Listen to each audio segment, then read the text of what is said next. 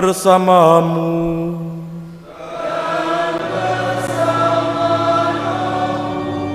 Inilah Injil suci menurut Yohanes.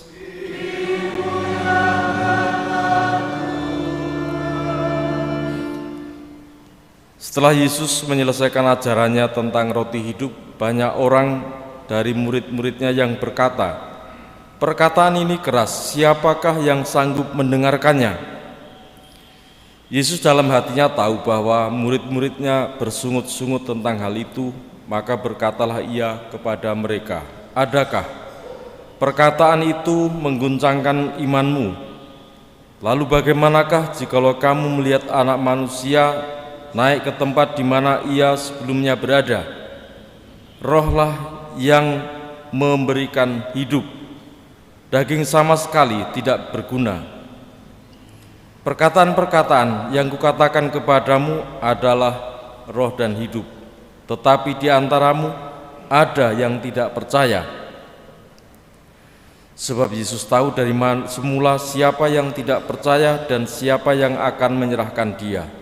Lalu ia berkata, "Sebab itu telah kukatakan kepadamu, tidak ada seorang pun dapat datang kepadaku kalau Bapa tidak mengaruniakannya kepadanya." Mulai dari waktu itu banyak murid Yesus mengundurkan diri dan tidak lagi mengikuti dia.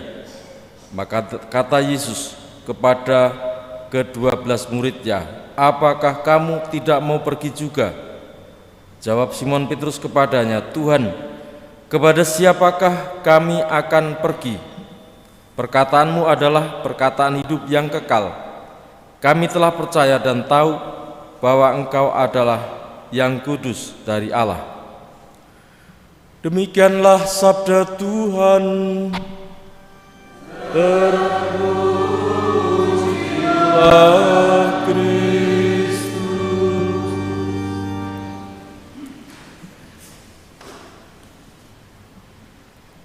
Menanggapi sabda Yesus tentang roti hidup, tentang dia memberikan daging dan darahnya, menjadi suatu sandungan bagi beberapa atau sebagian dari pengikut Yesus Kristus yang tidak sampai pemahamannya, yang gagal memahami ajaran Yesus itu. Karena apa? Karena menangkap atau mengerti sabda itu dengan pandangan duniawi. Mereka tidak menempatkannya pada pandangan rohani, pandangan iman. Sehingga yang ditangkap adalah soal darah yang mengalir, tetapi bukan sebagai suatu karya keselamatan akan kehidupan. Kegagalan memahami itu membuat mereka lebih baik meninggalkan Yesus. Tetapi pengalaman Petrus dan kawan-kawan para murid yang lain yang menangkap sabda Yesus itu sebagai kebenaran, sabda iman, roh dan kebenaran, dengan susah payah, dengan jatuh bangun, seperti yang dialami oleh Petrus, ia berupaya untuk tetap setia dan percaya.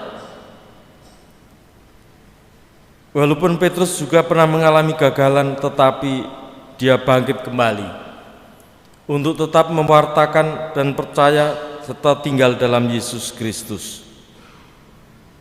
Dan yang tidak boleh dilupakan adalah karya roh yang memampukan orang memahami apa arti tubuh Kristus, apa arti darah Kristus, apa arti roti surgawi.